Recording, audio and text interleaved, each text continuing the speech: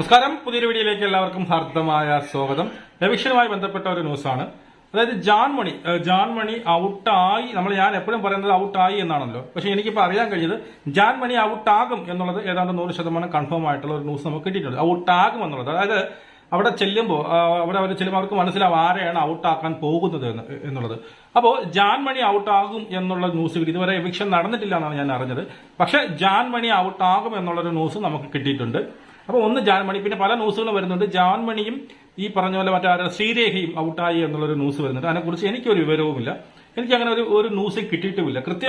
കൃത്യമായിട്ടുള്ള ന്യൂസ് കിട്ടിക്കഴിഞ്ഞു കഴിഞ്ഞാൽ ഉറപ്പായിട്ടും ഞാൻ ഇതിൽ വന്ന് അറിയിക്കുന്നതായിരിക്കും. ഇതുവരെ എനിക്കറിയാൻ കഴിഞ്ഞത് ജാൻ മണി ഔട്ടാകും എന്നൊരു സംസാരം അവിടെയുണ്ട്. കാരണം അവിടെ പോകുന്നവർക്ക് ഇത് മനസ്സിലാവും.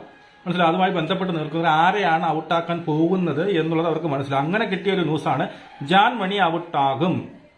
99.9% ജാൻ മണി ഔട്ടാകും എന്നാണ് അവർക്ക് കിട്ടിയ റിപ്പോർട്ട്. മറ്റാരെങ്കിലും ഇതിലായിട്ട് ഔട്ടാകുന്നുണ്ടോ, ഡബിൾ എവിക്ഷൻ ആണോ, അത് ശ്രീരേഖയാണോ എന്നുള്ളതിനെ കുറിച്ച് ഒന്നും എനിക്ക് അപ്ഡേറ്റ് കിട്ടിയിട്ടില്ല. ഇതുവരെക്കാട്ടും എവിക്ഷൻ നടന്നിട്ടുമില്ലെന്നാണ് എനിക്കറിയാൻ കഴിയുന്നത്. അപ്പൊ ഇനി ആയിരിക്കാം എവിക്ഷൻ നടക്കുന്നത്. അതിൽ ജാൻ മണി ഏതാണ്ട് 100% വരെ നമുക്ക് കൺഫേം ചെയ്ത് പറയാം ജാൻ മണി ഔട്ടാകും എന്നുള്ളത്. മറ്റാരെങ്കിലും ഔട്ടായോ എന്നുള്ളതും, അല്ലെങ്കിൽ ജാൻ മണി ഔട്ടായതിനു ശേഷം കൺഫർമേഷൻ ഉള്ള ഒരു ന്യൂസുമായിട്ട് ഞാൻ വീണ്ടും വരുന്നതായിരിക്കും. നമുക്ക് വീണ്ടും കാണാം. ജയ് ഹിന്ദ്.